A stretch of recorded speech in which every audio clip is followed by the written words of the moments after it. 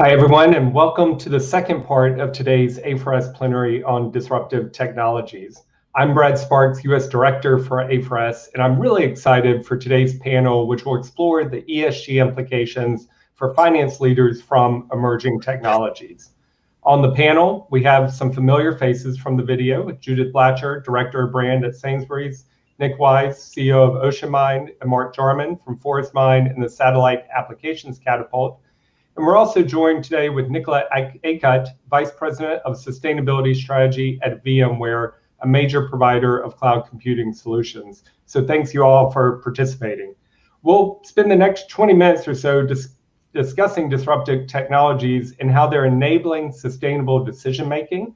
And we hope to hear from you. So please add your own questions to the Q&A feed, and we'll work to answer as many as time allows. So Nicola, why don't we begin with you? You're a true pioneer in thinking about technology's role as a sustainability enabler. What are your immediate reactions and reflections from the video we saw from Sainsbury's? And is this consistent with some other technologies that you're seeing that really enable businesses to address social and environmental challenges? Sure, Brad. And of course, and first of all, congratulations to Sandra and the team on an incredible outcome. And, as a tech optimist, stories like this give me hope and inspire me, and I think many, around what is possible. And of course, being in technology, it is, and seeing the power of disruptive technologies to really unlock new possibility. So I would say, to answer your question, Brad, yes, we are in the midst of a technology revolution, and it's really, I think, as you saw in the case study in the story here, that it's all about the data and the power of data coupled with digital transformation. And whether that is you're extracting information from all sorts of sources, to tackle illegal fishing or deforestation, or whether you are trying to reinvent your customer experience, or tackle challenges in your supply chain. It's the data and the digital infrastructure that underlies all of it, that fundamental architecture that is, I think, the future, and how we leverage that for our business purposes as well as for ESG solving challenges is the next possibility and the next revolution. Yeah, that's right. And the coming down the amount of data that you get. Nick, going over to you, at the end of the video, Judith talks about the importance of measuring what matters, and that's one of our key themes here at A4S. As you've developed Ocean Mine over the past 6 years and really realized the vast amount of data that's available for capture, how have you been able to maintain that focus on measuring what truly matters? Of course. Well, it's really interesting because, as you say, there really is a huge amount of data. And what we have to do is draw the distinction between the data and the measurement. There is more and more data. It is growing continually, and will always do so, and coming from new sources and giving you new insights. But the measurement, I think, is tangential to that, because in reality, the measurement comes from people and the problems that we have. And so the whole approach to measuring what matters is really around this multi-stakeholder approach that we talk about. You have to get everyone together who has an interest and understands, in order to be able to get that focus on what matters. And then together you can work out how to measure it. And so with the technical experts in the room who understand the data, can tell you what they can see, with the domain experts who want to understand something, it's only when they come together that the magic happens and you start to get understanding. Great, thank you, Nick. And Judith, building on that thought of the multi-stakeholder and how do you involve all the stakeholders you work with, at Sainsbury's, you have a giant supply chain. It's truly global, like as we saw in the video.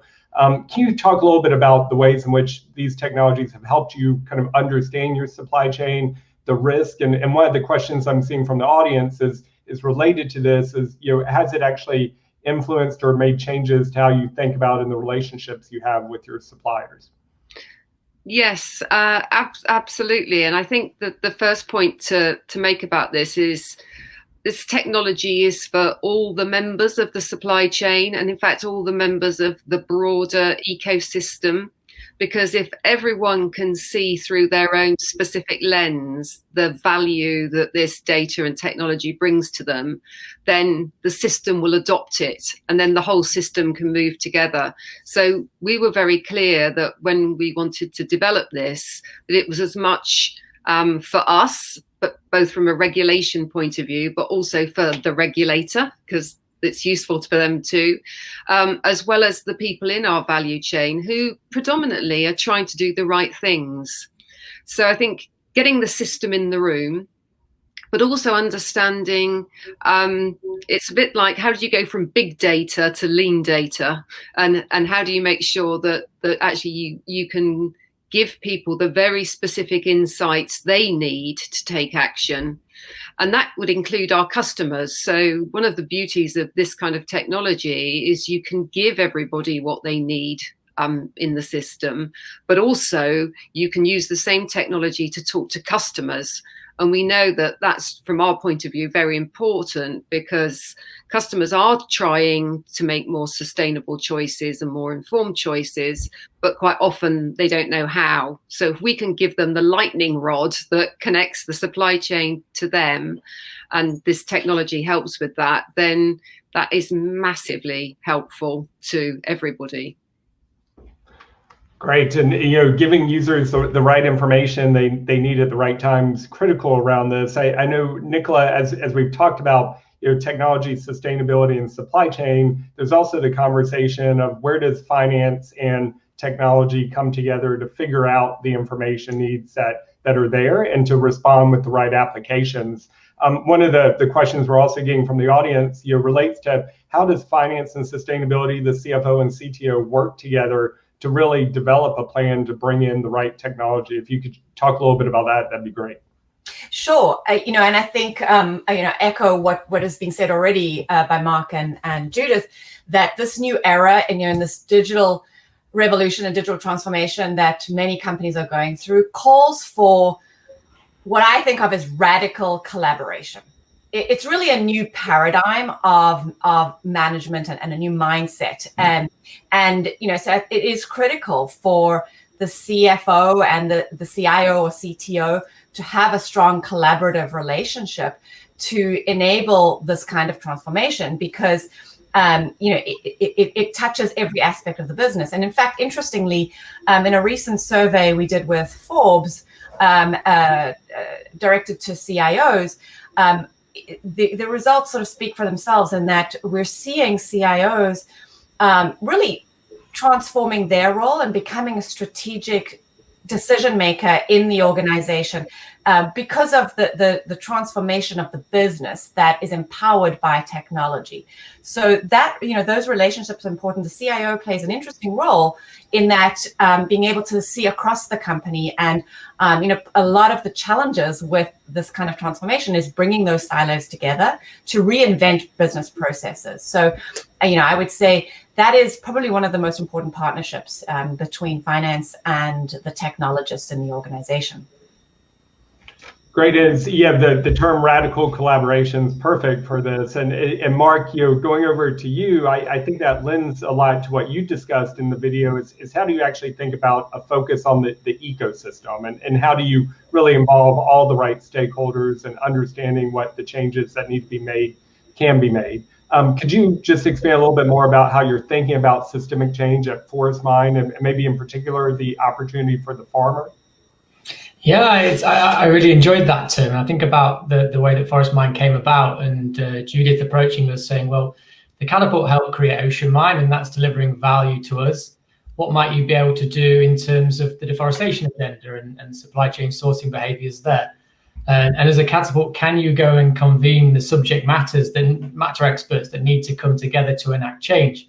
And I, as Judith, can go away and create the ecosystem and the coalition of the ambitious, as she likes to call it, who all need to come together to create the value that then the technology within Forest Mine can deliver. And if I think about it from a space perspective and the satellite sector, we've got the superpower of satellites, God-eye view, but you could also argue it's kind of the kryptonite aspect as well, and that's their downfall, in that you need to marry it with culture, demographics, variable vulnerability, isotopics, etc.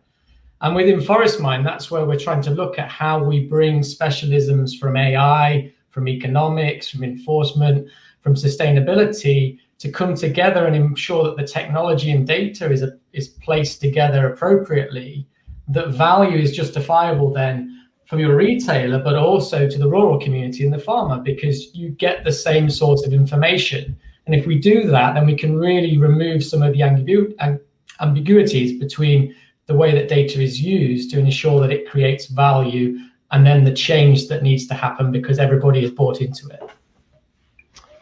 Great, and creating value, right, is the focus of what all businesses want to do. So if we think about the last year, Judith, and what's been an incredibly challenging year for all of us, individually and also professionally. If we look at Sainsbury's, you've had to deal with significantly increased demand, panic buying, surges in online delivery. But ultimately, one of the most critical challenges was, how do you get healthy food to vulnerable populations? And I was hoping you could talk a little bit about how maybe in collaborations with others, y'all have been able to address that challenge in 2020. Yeah, no, that's a really good question, and much of the same really, but in a much broader collaborative way. So if you take the question about the vulnerable, there was a piece of work where the government said, we want you to prioritize the clinically vulnerable that are shielding. So this was 1.5 million customers of ours somewhere, I say ours, the collective system, that nobody could connect their medical records that were the NHS that was saying they were vulnerable with their shopping habits and those of shopping online or had got a store loyalty card. And essentially what we did in the space of 36 hours was turn around a data sharing contract, which is in itself the most amazing feat. Turned around a data sharing contract through a third party where the NHS shared the patient data under the public interest clause. We shared all of our data from a customer point of view, so whether they have our loyalty card or anybody else's loyalty card, and we managed to identify 70% of the clinically vulnerable. And then we all connected with them.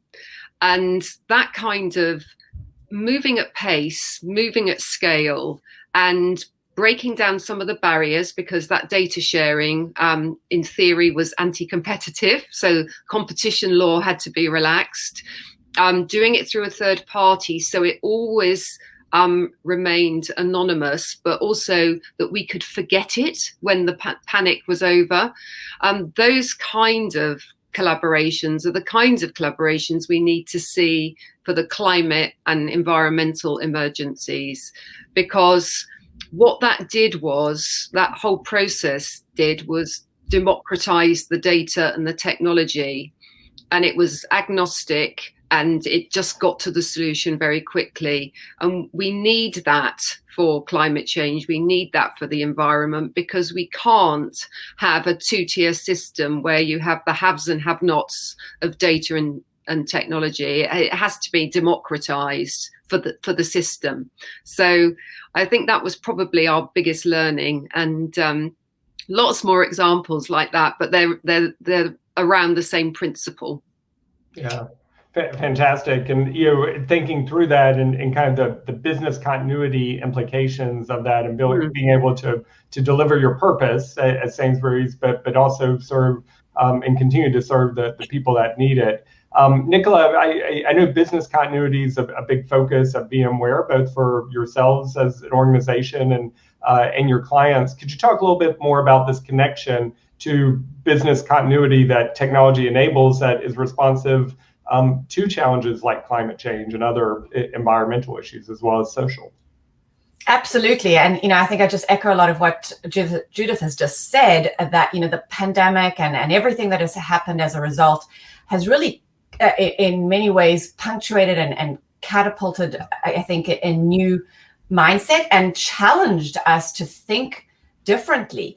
And, you know, as hard as so much of this has been, I think there's also been some really powerful insights and stories that have shown, you know, our capability to adapt and to, again, to use technology to bridge to a new paradigm. And I mean, I'm just blown away by sometimes by the stories, and, you know, from a tech company that provides a lot of that digital infrastructure, what is possible. And, you know, this has shown us a lot of what is possible, and we've got a glimpse into it. You know, I'll give you a couple of examples from VMware.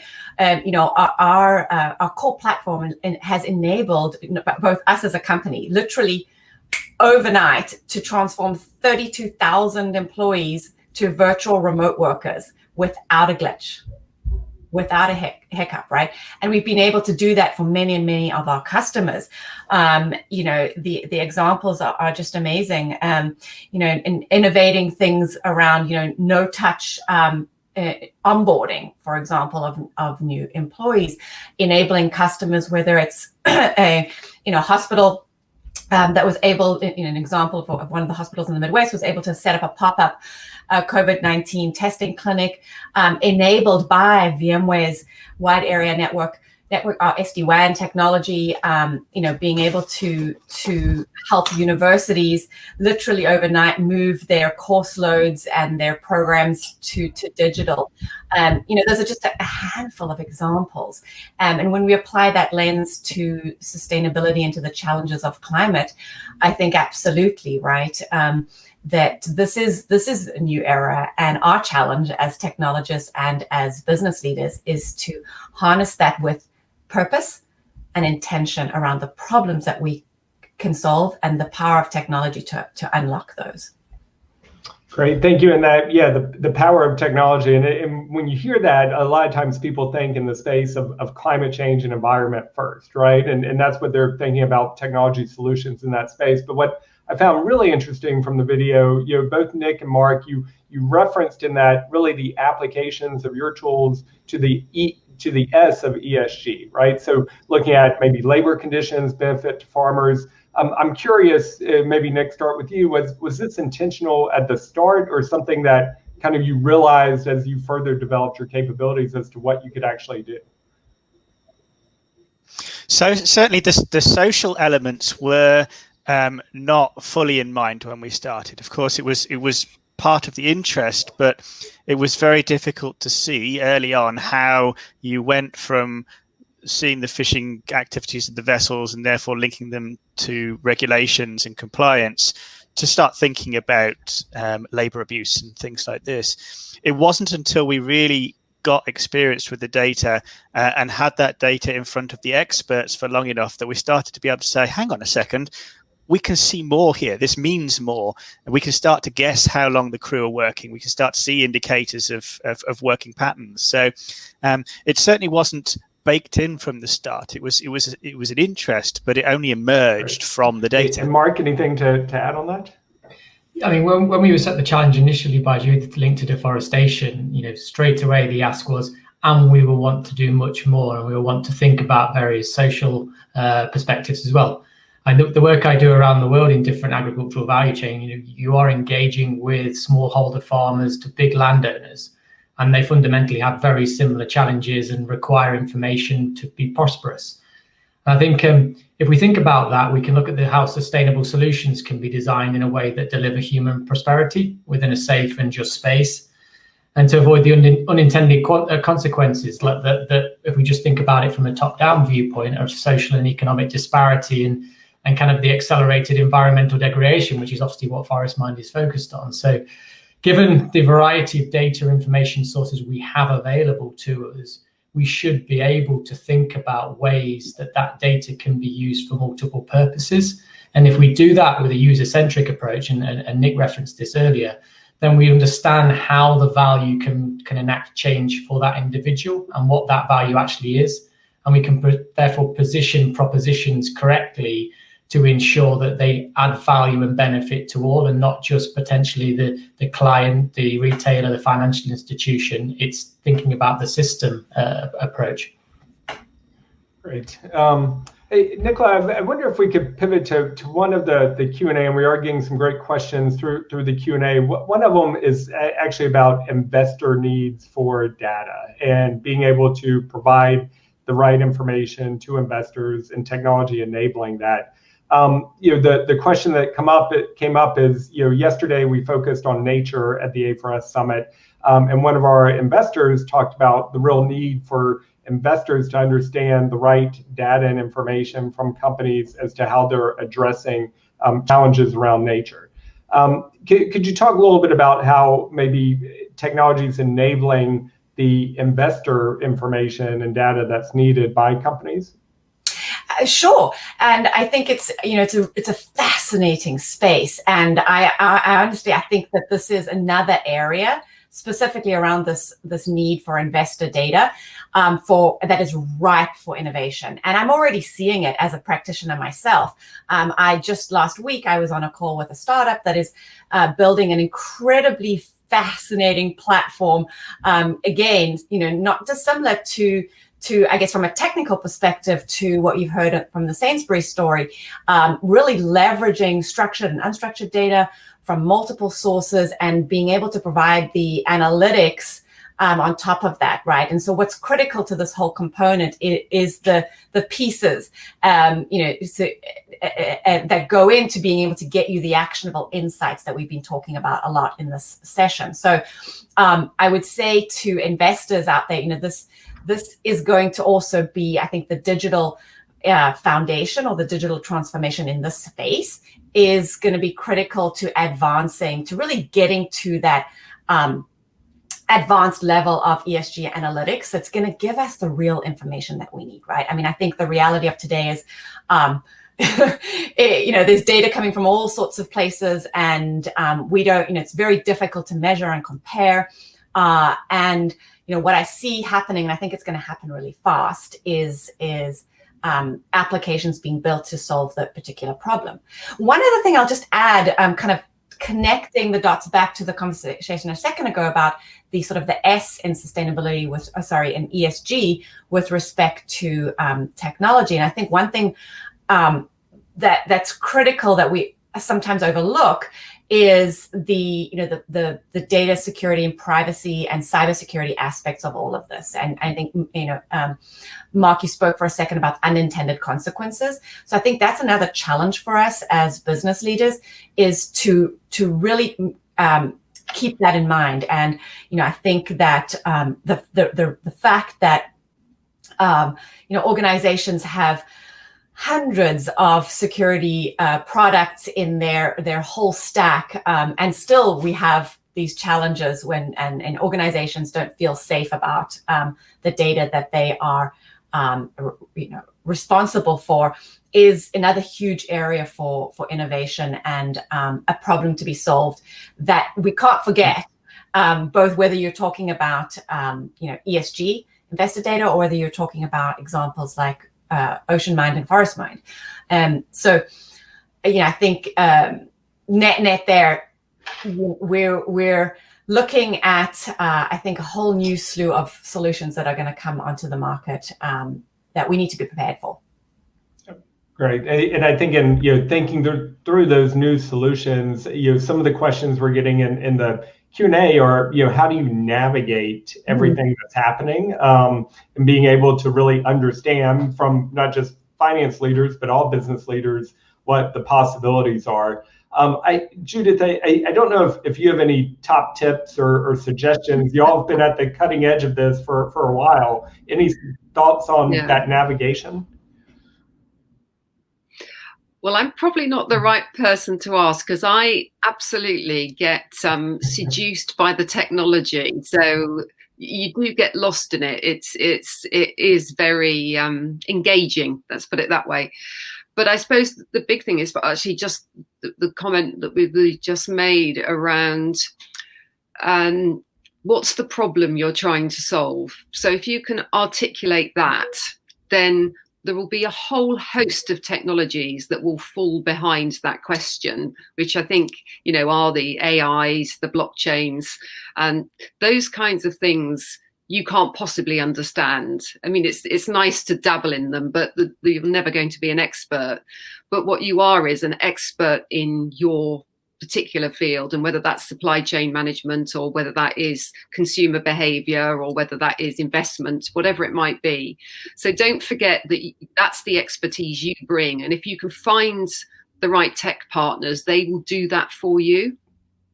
The other thing that I would say is, do make the distinction between the things that the market will do for itself because it's competitive, and you will get those investments and you can drive that market advantage, versus those things that you need the system to own and that the market won't do for itself. So the market won't normally build something to regulate itself. And that's normally the role of the regulator. But actually, if you can get the regulator and the regulated working together to create something that everyone can use, so there's one version of the truth, then that's really valuable. But that's where you need to collaborate. That's where you need to be part of a systems-based approach. So I think understand what you're trying to do, understand whether it's a market advantage or whether it's a market enabler.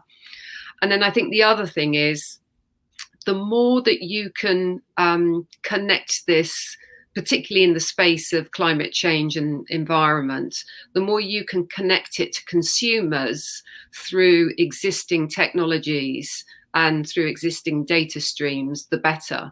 Because ultimately, it's particularly for our business, the transparency that you can provide that is going to be the ultimate enabler in all of this. So think about the real end user and not just your own requirements.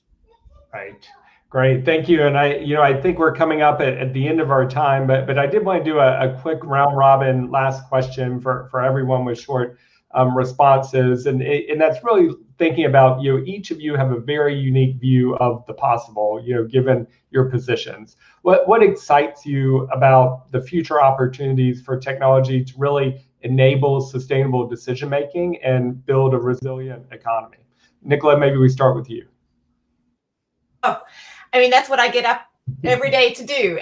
And so what excites me is I think we've talked a lot about it's the possibilities that responsible technology can unlock. And I say that intentionally because I think the days of disruptive technology for disruption's sake are over. And what we are all called to do now is to really harness that power of digital transformation in particular, and these disruptive technologies on top of that, to purposely solve our collective challenges, whether that's at an organizational level, at a community level, or at a national and global level. And that, I think, is something to look forward to and to lean into. Great. Nick? What excites me the most is the collaboration aspect. There's so many different technologies, many have been mentioned, but it's more about the problems themselves and how we bring everyone together so that we can have the conversation in spaces where all the expertise can come together. I think at that point in time, we'll actually be able to make significant progress against many of these issues. Great. Mark? And I mean, sustainability happening in systems and not in isolation. And I think the COVID pandemic's proved that. I think we think about it from a technology perspective, connectivity, being connected everywhere. There's the ability to think at scale and speed. And a data perspective, how we move to really queryable, linked and trusted, transparent information that would be fundamental to those right relationships to delivering the right answers that we're all talking about. Yeah, I think I'm most excited about being able to tell our customers what I would call the best truth. And that's because we're learning so much so quickly through this data that what we believe to be true today may not be true tomorrow. And our job is to make sure that everyone gets the best version of the truth in an agile way. And of course, this enables us to do that. Terrific. So thank you all so much. I'm afraid that's all the time we have today, but thank you, Judith, Nicola, Nick, and Mark, for helping us really reimagine the role of technology in decision-making. The A4S Summit continues later today with a partner event and into next week. And on Monday, our plenary will feature two inspiring business leaders, Paul Pullman and Mark Hawkins. So I hope you all will join that. Please also note earlier sessions are now available for playback on the platform. Thanks again to the panel and to each of you for joining today's summit discussion. Thank you.